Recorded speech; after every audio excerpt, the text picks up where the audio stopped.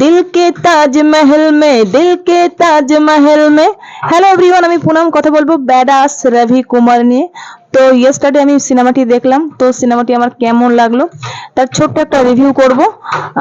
প্রথমে বলি, সিনেমাটি 2.5 ঘন্টার, মোটামুটি 2.5 ঘন্টা সিনেমা। আর যদি হাতে সময় থাকে, টাইম পাস করার জন্য সিনেমাটি দেখতে পারো, আদারওয়াইজ কিছু খাস নেই সিনেমাটিতে। স্টোরিটা কি নিয়ে একটু ছোট্ট করে বলে দিই। একটা রিলস রয়েছে, যে রিলসটায় ইন্ডিয়ার কিছু সিক্রেট রয়েছে, আর সেটা লেলার হাতে পড়ে যায়। লেলা মানে হচ্ছে কীর্তি কুলহারি।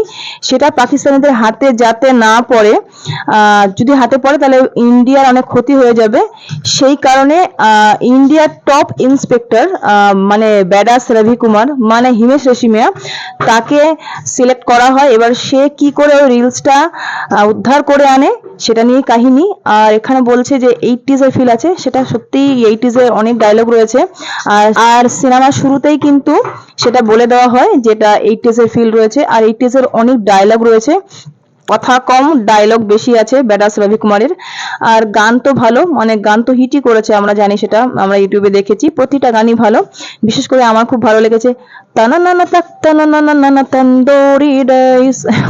যাই হোক, কাহিনী তো হিমেশ রেশমিয়া লিখেছে।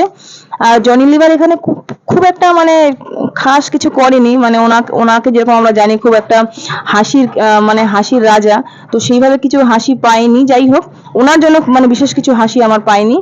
আর এখানে তো ভিলেনের রোল করেছে হচ্ছে প্রভু দেবা, ঠিকঠাক। আর আমি বলবো যে সিনেমাটা মানে যেভাবে করেছিল, মানে প্রথমে যেভাবে আমরা কি বলবো, যেটা আমরা টিজার কিংবা ট্রেলার দেখেছিলাম, মনে হচ্ছিল যে বিশেষ কিছু হবে। তো যাই হোক, তা কাহানি में उतना দাম নেই ভাই। ঠিক আছে, এন্টারটেনমেন্টের জন্য দেখাই যেতে পারে, আদারওয়াইজ আর কিছুই না। যদি মনে হয় তোমরা দেখে আসো, যদি হাতে সময় থাকে। 2.5 ঘন্টার সিনেমা, আর সবাইকে নিয়ে দেখার মতনই সিনেমা। কোনো কিছু মানে এমন কিছু সিনস নেই যেটা দেখা যাবে না সবার সাথে। সো মাচ ফর ওয়াচিং সিনেপু। Tata, bye bye, take care.